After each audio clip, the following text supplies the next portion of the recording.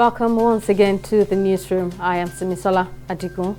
The Minister of Labour, Chris Ngige, has advised the Academic Staff Union of Universities ASU to stop acting in defiance of the interlocutory injunction by the National Industrial Court, which restrained the union from further strike action. In its latest statement, the federal government accused the leadership of the union of misinforming and misleading its members and warned of consequences of contempt of court order. But ASU President Emmanuel Osodeke said its members were not bound by the industrial court order to resume work since the union had appealed against the ruling and was awaiting hearing on the request for stay of execution from the court. The federal government has described the purported list of nominees for national honors being circulated by some online media organizations as fake. The list of nominees has generated criticisms, especially over the caliber of people nominated for the awards. In a statement signed by the Director, Press, Federal Ministry of Special Duties and Intergovernmental Affairs, Julie Jacobs, the government debunked the list, saying it will publish the list of nominees at the appropriate time and medium. 5 aggrieved governors of the platform of the People's Democratic Party, including Governor Ifeanyi Ugwuanyi of Enugu State, Nyesom Wike of Rivers, Samuel Ortom of Benue State, Seyi Makinde of Oyo State, and Okezie Ikpeazu of Abia State, have held a closed-door meeting on Sunday in Enugu State. The meeting reportedly lasted for several hours, while the 5 governors didn't address reporters afterwards.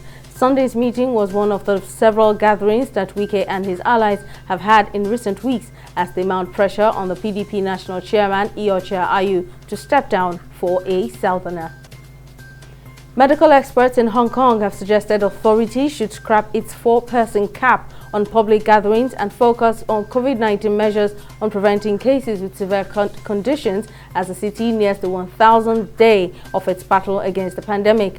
The city on Monday recorded 3,529 COVID-19 infections, including 343 imported ones and 3 additional deaths. This brings the overall tally to 1,776,409 cases and 10,176 fatalities. In business, the Nigeria Deposit Insurance Corporation (NDIC) has scheduled to host a regional workshop on the implementation of deposit insurance systems on the African continent from 4th to 7th of October 2022. This was made known in a statement signed by the Director, Communication and Public Affairs of the NDIC, Bashir Nuhu, on Monday.